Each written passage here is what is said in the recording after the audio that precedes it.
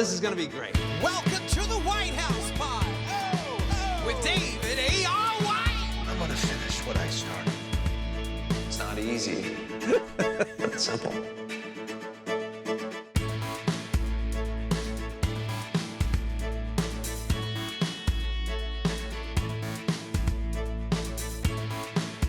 Dylan, I am so excited about our guest today. I am too. Oh my gosh! Like, could this guy be the deepest thinker on the planet? It's the 5 love languages. Gary Chapman made this book that years ago, and it is like, I mean, it's so cultural. Everybody knows their love languages. Yeah.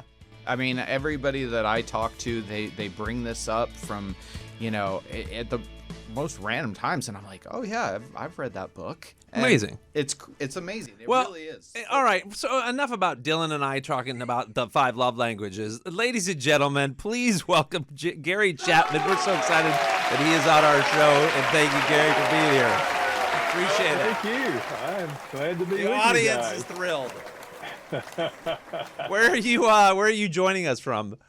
North Carolina, Winston-Salem. Wow. Did you guys get hit by the hurricanes and everything? We did not where we live. We're about 2 hours from where all that happened in the western part of the state. We live in the middle of the state, so we didn't get it. But it was bad in western North Carolina. Still bad. Yeah, that's what. Yeah, like in Ashland and all those cities around there. We shot God's Not Dead, In God We Trust about 3 or 4 different times. We would go out there for weeks at a time. This is before that, and that was the last time I was there. I think it was in I feel like May of last year, maybe. But it's such a beautiful. I'd never been really to North Carolina before. Such a beautiful state. Oh yeah, it's beautiful. And South Carolina, it's like right there on the. We were in Charlotte, so we went south and we went north throughout that production. All right, so have you lived there for a while? Are you from there originally? I am from North Carolina. Yes. It's not like you have the accent or anything from there. Well, I lived 5 years in Chicago area and 5 years in Texas, but I'm from North Carolina. Where'd you go to school? I've been here the bulk of my lifetime. Where'd you go to school to become this amazing author and speaker? Well, I've been to a number of schools. I started out right out of high school at the Moody Bible Institute in Chicago. I went to Moody, and my whole family went to Moody. Oh, really? Yeah. Oh, yeah. Yeah, literally, my dad worked at Moody and met my mom there, and my brother met his wife there, was also the president of the band and all that stuff. My sister met her husband there, and I came along and only did 1 year, and then I came to Hollywood, and my entire family was just shaking their head and devastated that I would leave Moody after a year.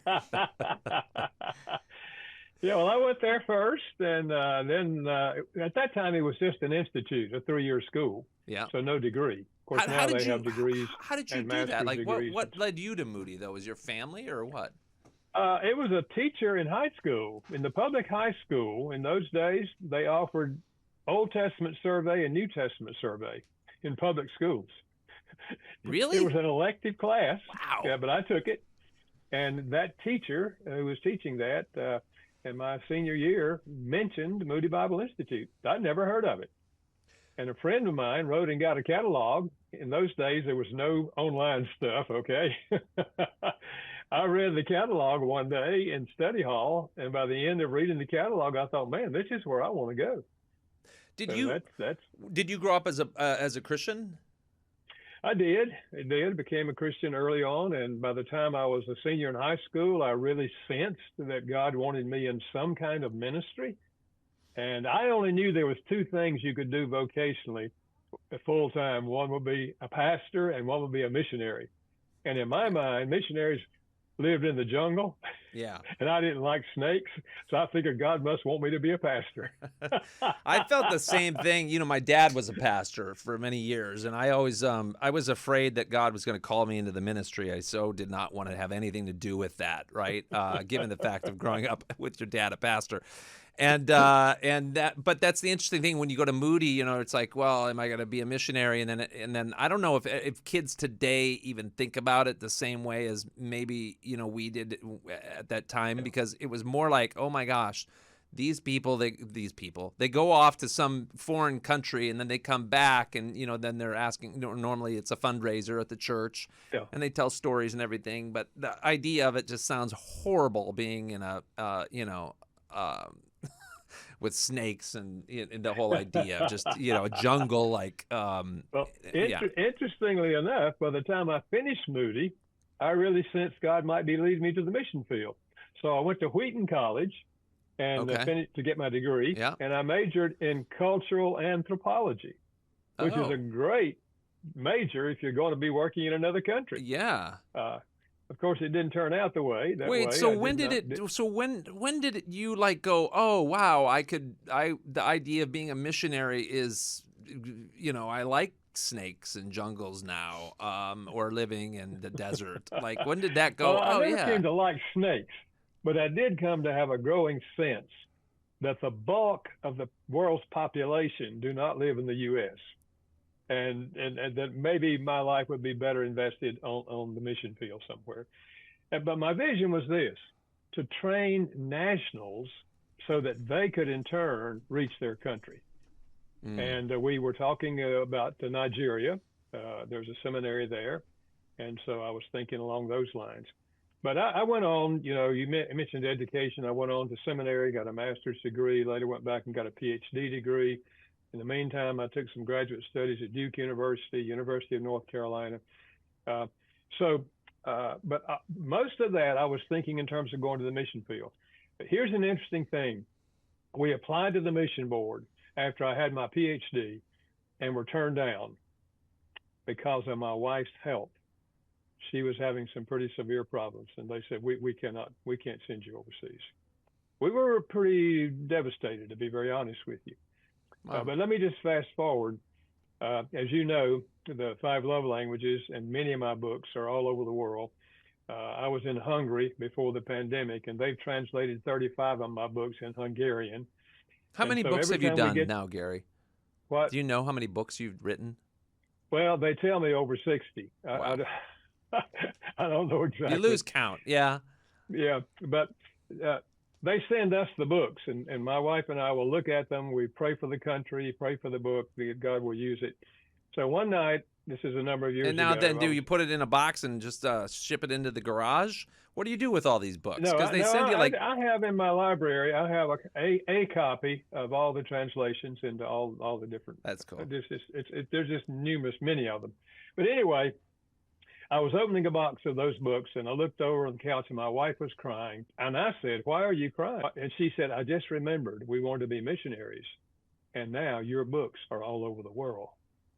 And I cried when I realized, oh, God's plans were better than my plans and bigger than my plans. So, yeah. Okay, so the 5 love languages, which out of your 60-some books, which book was that? Was that your first book you ever wrote? No, it was number 3. Okay. It was my 3rd book. I'd written a book earlier on marriage, really kind of a pre-marriage book. And I had written a book for those who were separated and in their marriage and having trouble. It was called Hope for the Separated, Wounded Marriages Can Be Healed. The new title of that book is One More Try, What to Do When Your Marriage is Falling Apart. But the love language was my 3rd book. Was it your first 2 books were marriage books, right? Or marriage book, then if you're getting separated or breaking up, of getting back together, did you feel like when the 3rd book came along, it was like, oh my goodness, hold on a second, I got to tell people how first they should fall in love or be aware of the thing that the other person, values, so they can be in love, to avoid the separation, divorce, or avoid the, is that like, where did you come up with the 5 love languages? How did that happen? Well, all of my books. I was making a joke, Dylan, and then I just felt like the joke was going nowhere, and Gary's looking at me as if like a professor looks at a student and says, "I think you're flunking your podcast, Mr. White. I think you should just stop talking and turn it back over to the master, Gary." That was the joke, right? No. Well, fortunately, the joke came out okay after it didn't work. All of my books have grown out of my counseling. Okay. What happened, of course, through the years is I have worked on the same church staff for 50 years. and marriage and family counseling has been a major part of my ministry. So the 5 love languages grew out of my counseling. Never forget the day many years ago when a couple sat in my office and she said, I just don't feel any love coming from him. Wasn't that like a daily thing? Well, this was the first time I heard it. I mean, okay. This was way back. I heard it many times after that. But when I looked at the husband, he said, I don't understand her. I do everything I can to show her that I love her. And she sits there and tells you what she's been telling me. She doesn't feel loved. I said, and he said, I don't know what else to do. So I said, what do you do to show love to her? He said, well, I get home from work before she does. So I start the evening meal. Sometimes I have it ready when she gets home. If not, she'll help me. Afterwards, I wash the dishes every night. I vacuum the floors on That's a Thursday lot of night. acts of service. Saturdays, I wash the car. I mow the grass. I help her with the laundry. He went on, and I was beginning to wonder, what does this woman do? It sounded like he was doing everything. And he said, I do all of that, and she says she doesn't feel loved. He said, I don't know what else I can do. Looked back at her, and she was crying again. And she said, he's right. He's a hardworking man, but we don't ever talk. We haven't talked in 20 years. He's always doing something. And I realized here was a sincere husband who was expressing his love to his wife in the best way he knew how, but he was missing her. She wasn't getting it. And after that, I heard similar stories over and over and over. And so eventually I thought there's got to be something behind all of this. So eventually I sat down and read several years of notes that I made when I was counseling and asked myself the question, when someone said, I feel like my spouse doesn't love me, what did they want? What were they complaining about? And their answers fell into 5 categories. And later I called them the 5 love languages. And I started using that in my counseling. Hold on a If second. you want her to feel love, Hold on a you've gotta learn second, to speak Gary. her language. We're going to just go. We want to just, okay, so the 5 love languages. I'm going to test Dylan and myself to see if we know these 5 love languages. You tell us if we're right here. All right. Dylan, what's the first one? I mean, there is no first one, but which one is one? Verbal. Verbal communication? Communication. Well, I think it's acts of service, right? Hence, that's acts of service. There's physical touch. There's gifts. Yes. There is words of encouragement. Yes. No, Words of that's affirmation. Words of affirmation, but there's another one. Yep, there's the 5th one. Quality Quality time. time. Yeah. And that's what this. That's why I don't even know what to. I don't know what communication. Like communication is one, but it kind of falls into which category? Well, communication would fall more in the category of words Quality of time? affirmation. Yeah, words of But it affirmation. also falls into quality time. Yeah. Yeah. Communication, it, in a sense, it relates to all of them. But that lady was begging for quality time. She didn't mean that they didn't discuss logistics. Who's going to Right. take the kids to school. She just She wanted meant we to don't ever mow sit the lawn down, with them. look at each other and talk and share not life quite. with each other. Sorry, I thought she wanted to mow the lawn with him. I don't think that's what she wants. She said, But "No, anyway, I don't want that that's where quality the love time." languages came from. All right, hold on. I'm done interrupting, please. So did you? I mean, they're broken down so clearly, though, that I'm amazed that I talk to a lot of people around the world, in an ongoing, in the movie industry. Just people that I meet, like whatever. I love people's stories. Hence, this is why we're doing a podcast. And you have an amazing story, and everybody has stories. But I'm amazed at how many people actually know the 5 love languages, or you know what I'm saying? They actually know how they're broken down. And when you say, "What is your love language?" to somebody, they actually can tell you what their love language is. They haven't read your book. Yeah. Most of them. There is a thing online. I think that they can take a quiz. And somehow it tells them that, right? Is that where is that on? Is that on your website or where do people? Yeah, it's on the website. It's 5lovelanguages.com, the number 5, 5lovelanguages.com. Yeah, there's the free quiz there. Yeah. Okay. Did other people pick this up? Because it's brilliant. First of all, how many books have we sold with this? Well, that book Do we know? alone has sold over 20 million copies. and been translated in over 50 languages around the world. But now the book's been out 32 years. Yeah. But the thing is, almost every year it sells more than the year before. I think though people are still they're taking that quiz on your online. A lot of people have not read this book, and yet you're right. And yet they're fascinated with it. Obviously, how fast after you were helping that couple, did the book come out after that? Was it it was at least after I started using the concept, it was at least 5 years before I wrote the book. But I was just seeing how I was helping so many people in the counseling, and I thought, if I could put this in a book and write it in the language of the common person, leave out psychological terms that people wouldn't understand, maybe I could help a lot of people that I wouldn't have the time to see in my office. So that's what motivated me to write the book. And but I think what's happened is, you're right. In fact, my publisher, who operates the website, told me that 140 million people have taken the quiz. Only 20 million have read the book, purchased the book. I sure hope you're charging them like $1 or at least. That's what I told my publisher. They're taking you guys should have been charging $1 a piece. Wait, are they going to your? Well, if it's your publisher, but does it come to your website? Or does it go to their? No, they run the website. I don't run the website. I see. Yeah. Okay. They run it. Yeah. I mean, it has sold 20 million books, so I think everything is working out okay. In the midst of this, though, let us ask you some love language questions, as if Dylan and I are not in a relationship with each other, but we're in relationships and we have problems. Right, Dylan? Let's just say that. I'm sure. Sure, Mr. Chapman is like, oh my gosh, what kind of a podcast is this? This is the worst podcast I've ever had. Well, all right, this is exactly why you wanted to comment on our YouTube at David A.R. White. Comment and ask, what is your question? What is your love language question? I will kick this off here. Let's just say somebody has they have words of affirmation, physical touch, and gifts. And then somebody else has a different 3.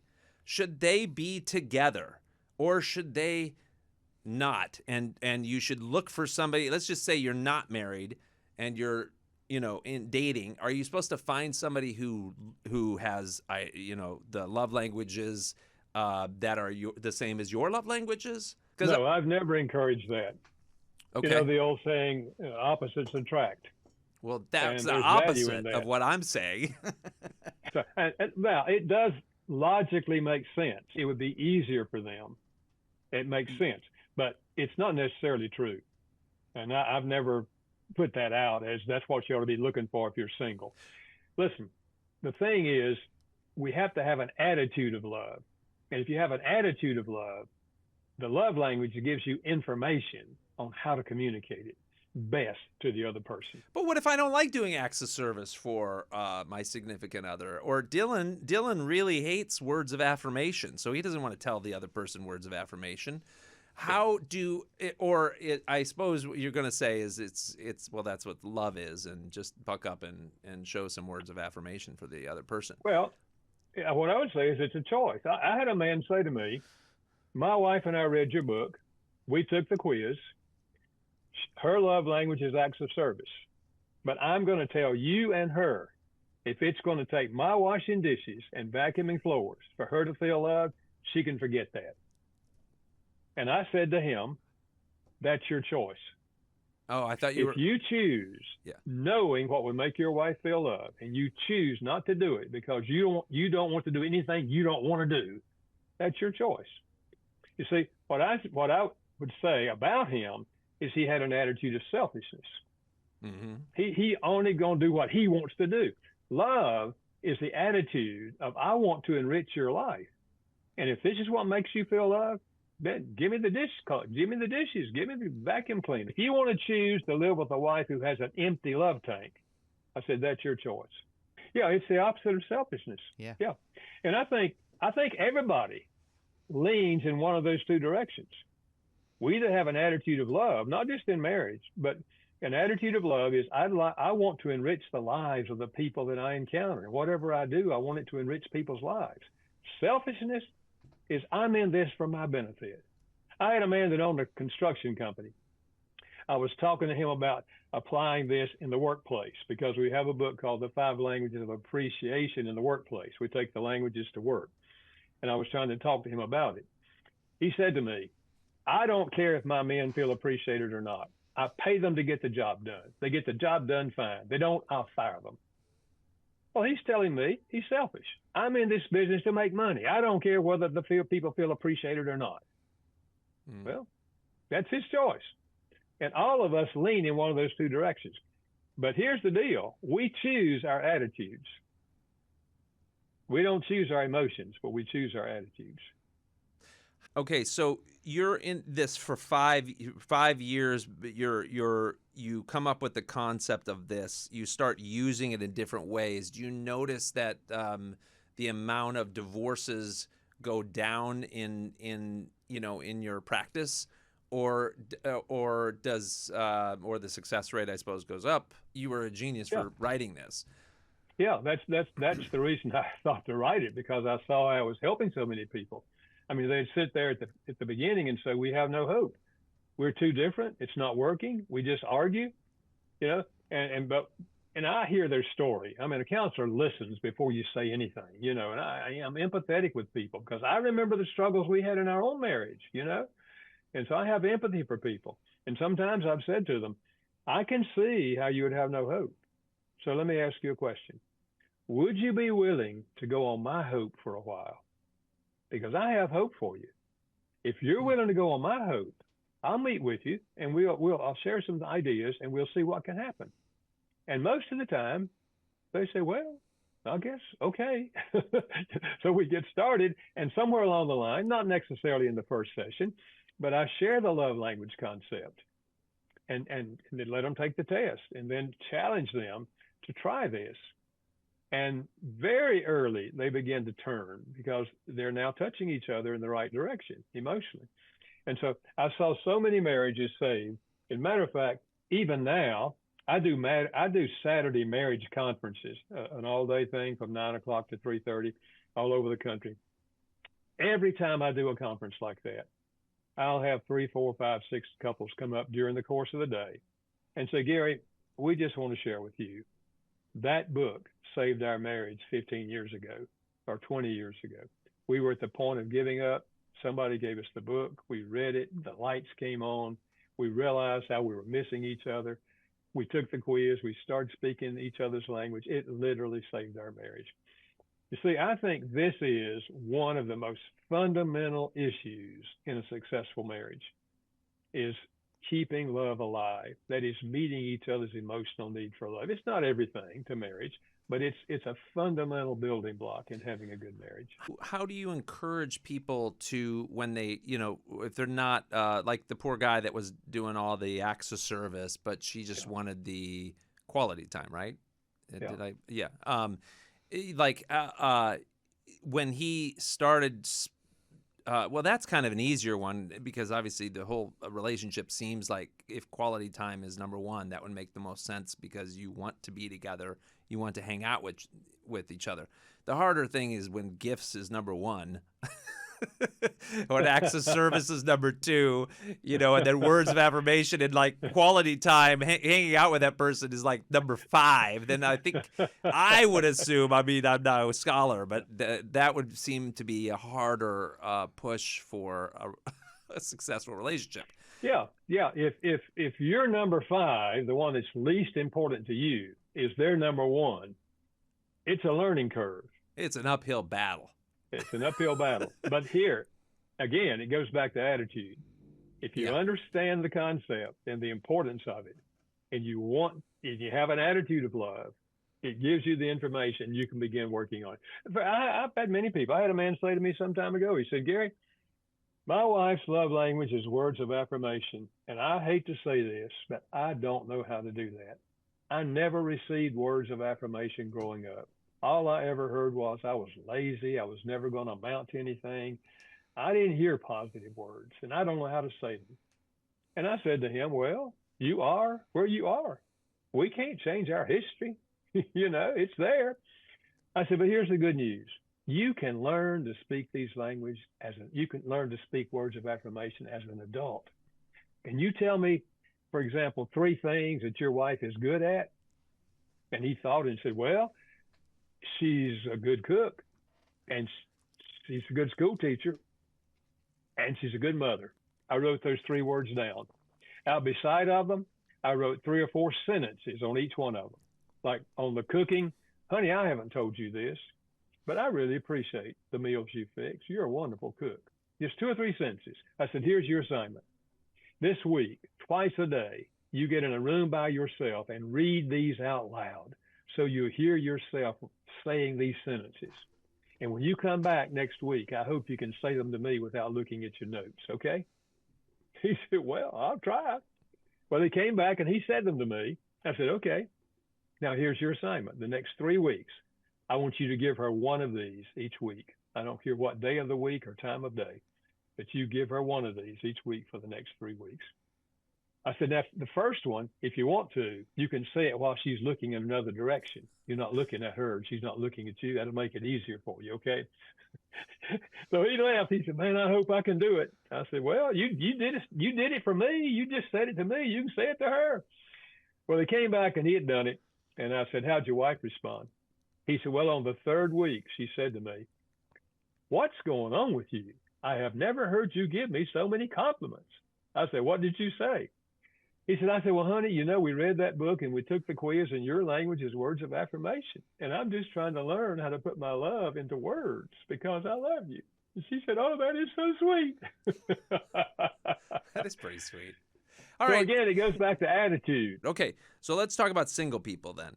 With single people, then with these 5 affirmations, do you, and I know you said this earlier, that you don't necessarily encourage people to go after people who have similar on there, but what do you recommend to, obviously what do you recommend to people who are dating or trying to find love and marriage in their future with these? Well, what I say is this. Of course, I have a special edition for single adults that applies it not only to dating partners, but to called? their parents.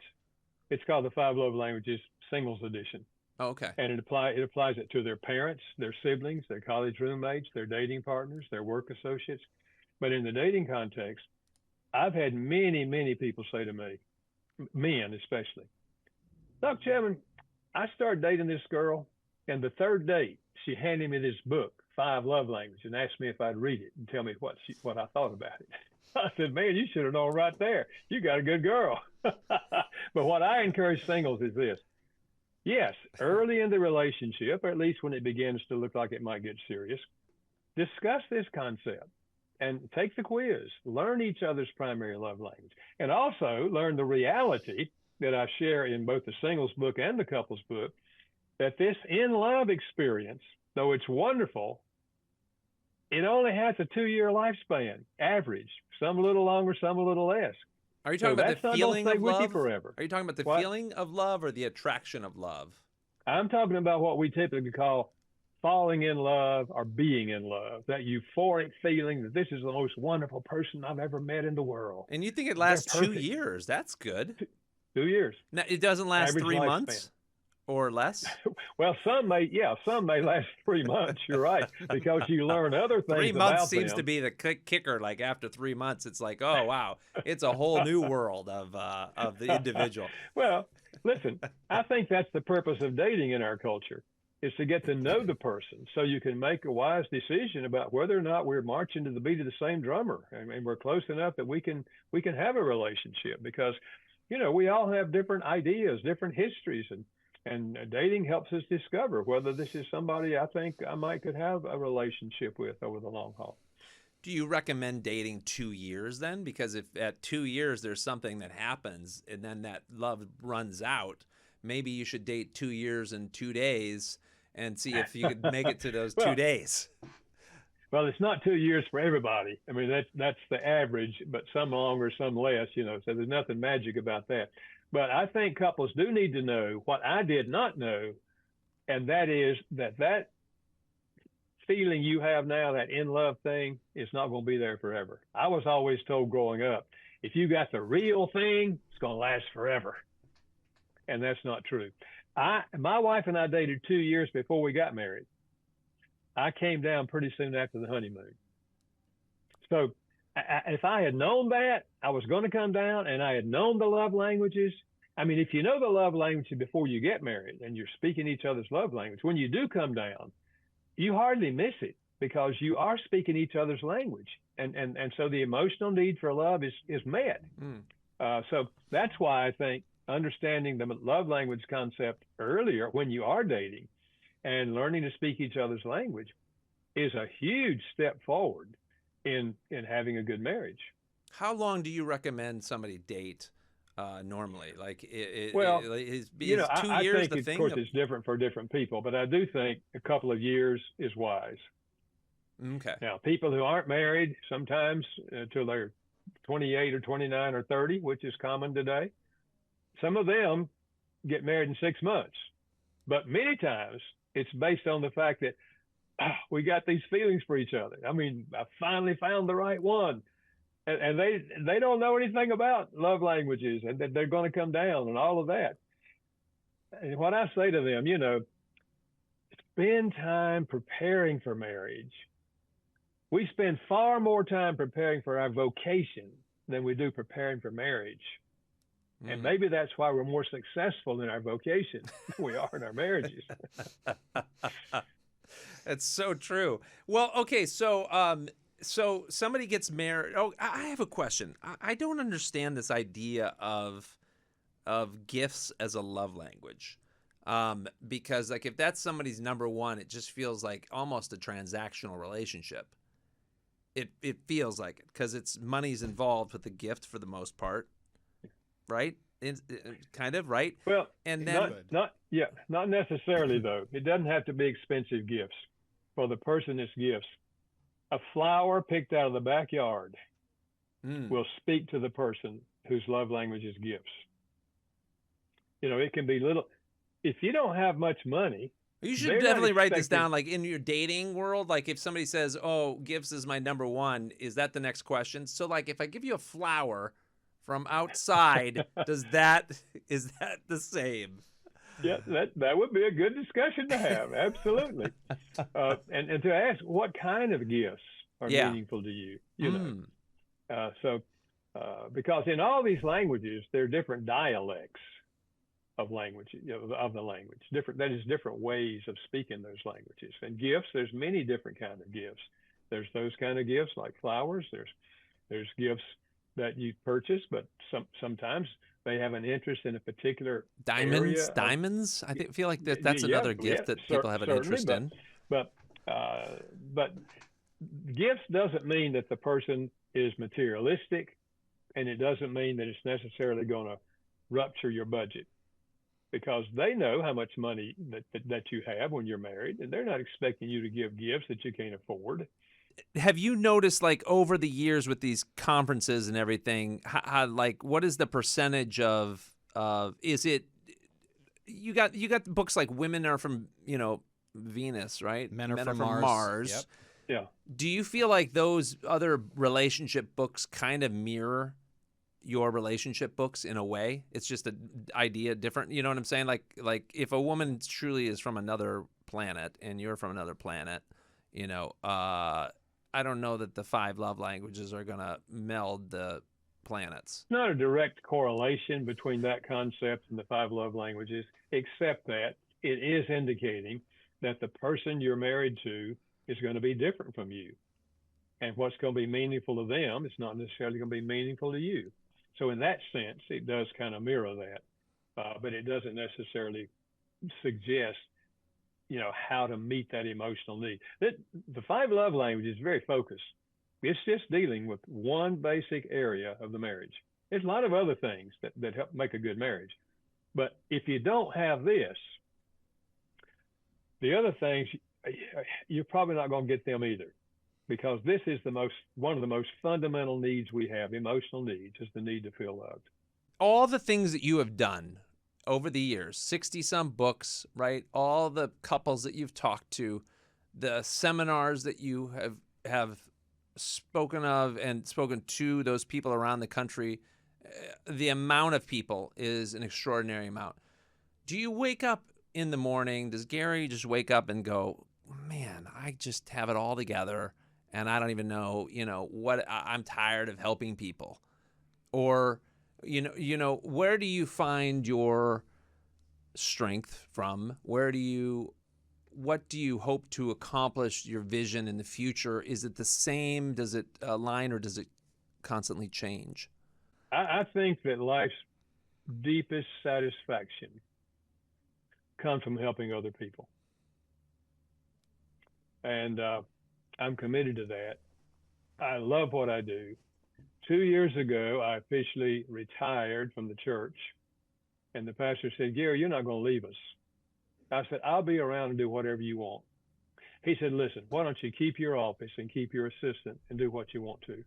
What's the difference said, between wonderful. what were you doing for the church? Were you actually working for the church, or? Yeah, I was on the staff of the church, but one of my major responsibilities was counseling. I mean, I did other things. I organized small groups in the church. In and all between that your sort of 72 other books, 64, and and all the speaking engagements and everything else, you were working at a church on top of it all? thing. Yeah. Was your wife ever there? Like, did your wife ever see you? Yeah. Or your children? We were together every day because we had 2 children at home. And I would go home at 3 o'clock so I could be with the kids. Okay. Help them with their homework and play with the kids. Family was out. Family, by the time the kids came along, family was priority for me. But it's a matter of organizing your life. All those books, I only wrote 1 day a week. Thursday was my writing day. Wow. And I told my secretary, I said, if there's an emergency, call me. But I was in a large church with a lot of pastors. I wasn't doing all the pastoral but work. everybody else wanted to go to Gary Chapman. I mean, who else wants to go to another pastor when you got the guy, the best-selling author guy, who heads up the conferences and everything else? Well, I wasn't doing a lot of conferences in those earlier days. I was just working in the church and doing the counseling and beginning to write some books. But I didn't do a whole lot of traveling when our kids were at home and all that. That all came much later. Do you feel like you have, and have you throughout all those years, vision of what you feel like, God wants you to do, the next thing he wants you to do, and also what Gary wants to do too? What makes you passionate and thrive and want to get up every morning to do that? Obviously, the idea of helping people and giving back, clearly that makes sense, and I think it's a no-brainer on that side if we can kind of wrap our head around. It's not about Rick Warren's, not to quote his purpose-driven life, but it's not about you, But in the process of it, I still think God gives us vision, right? Different visions along the way, and that help fuel that fire to get up in the morning and to do those things. Yeah. Has that changed in your life over the years? Well, for many, many years, as I said, I would not have chosen the lifestyle that I have. In fact, I wrote my memoirs back during the pandemic, and the subtitle is What I Learned on My Unexpected Journey. Because most of what I've done, I did not expect to do earlier in my life. I never in those early years thought about being a counselor. But the reality is I realized that I was helping people, marriages were being saved in the counseling thing, and I loved it. And I was also helping organize groups in the church and find people to teach groups on all kinds of topics. And so I loved the whole thing, so when I retired, people asked me, what's on your bucket list? I said, I don't know if I have a bucket list. If you mean I want to go here and do this, go there and do that. I said, but if you want me to have a bucket list, I'd put one thing in it. I want to accomplish everything that God has in mind for my life. And I think it's going to be walking the same road. I love writing. I love meeting with people. I love speaking to people. I sleep on planes, so that's helpful. That helps. And I love what I do, so as long as I've got energy And as long as God opens doors in these areas, I don't know anything else I'd rather be doing.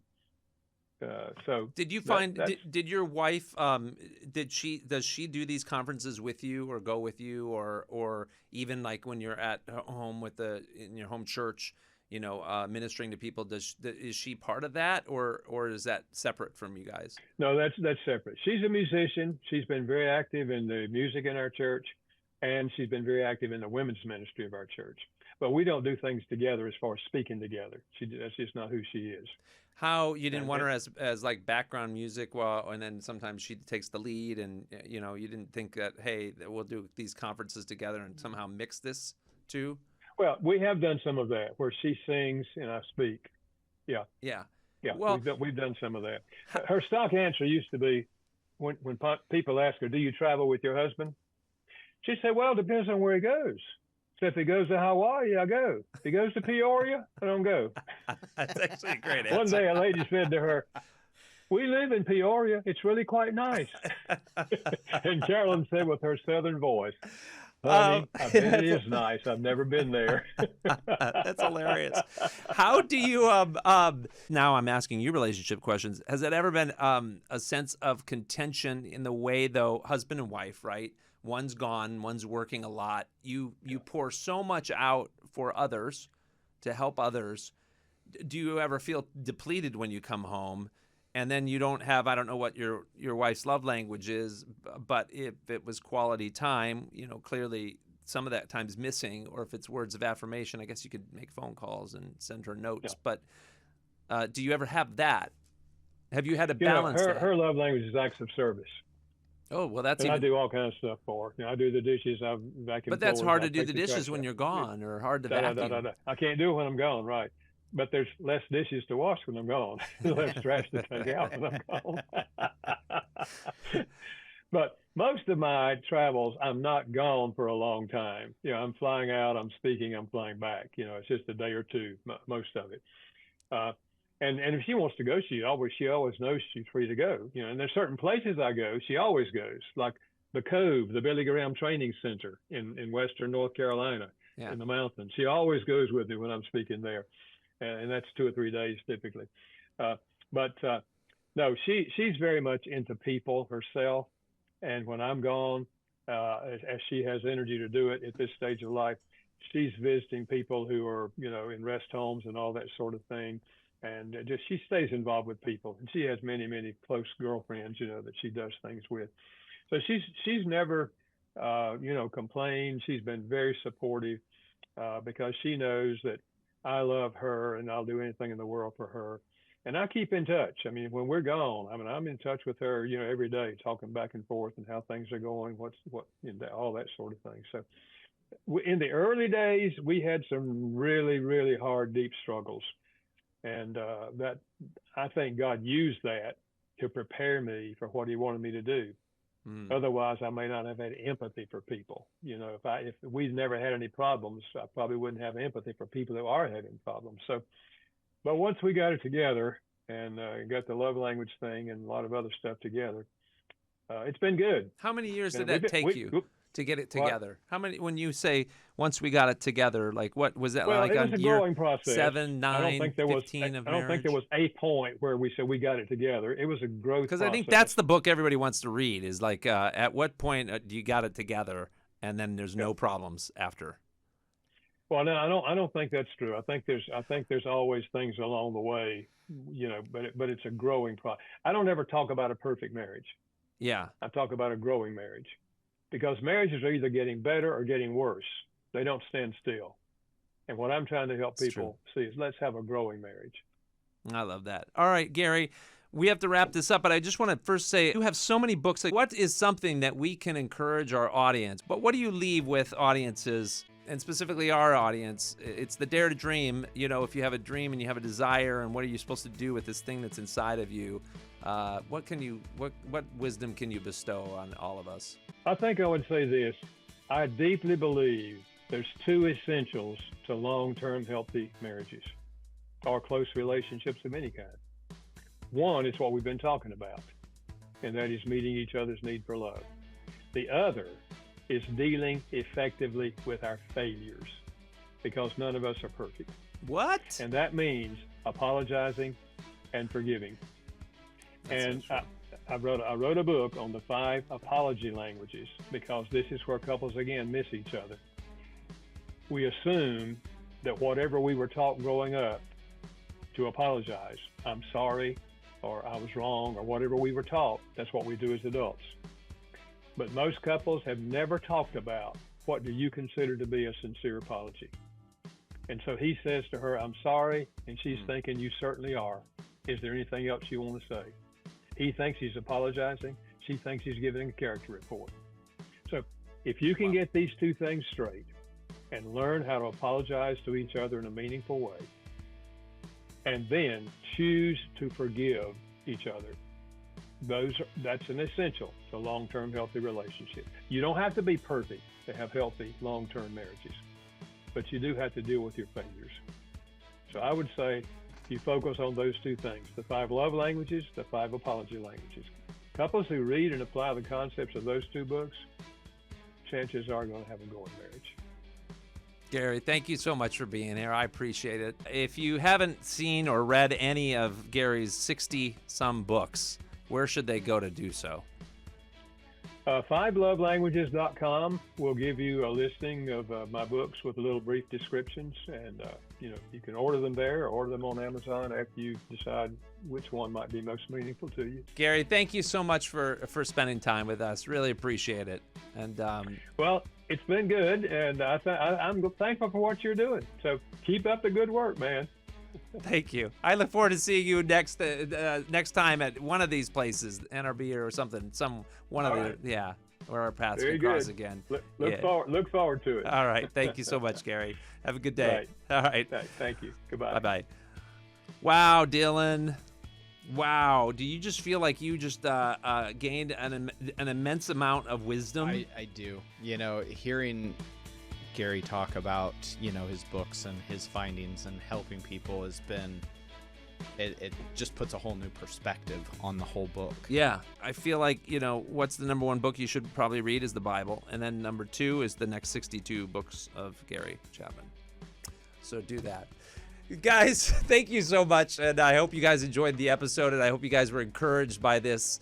And we appreciate you. And please, check out our YouTube at David A.R. White and comment on what are your 5 love languages and in what order. And if you haven't taken the quiz, then you can go to that 5lovelanguages.com and do so. Or you could read the book, and that would probably be better. Anyway, if you enjoyed this episode, let us know. And we appreciate your comments all the time. Hit like, subscribe, and also watch on Spotify. Guys, we love you guys. Thanks for putting up with us. And I hope you were inspired and encouraged today, like I was, and hopefully Dylan was. I don't know, he left. Bye, guys.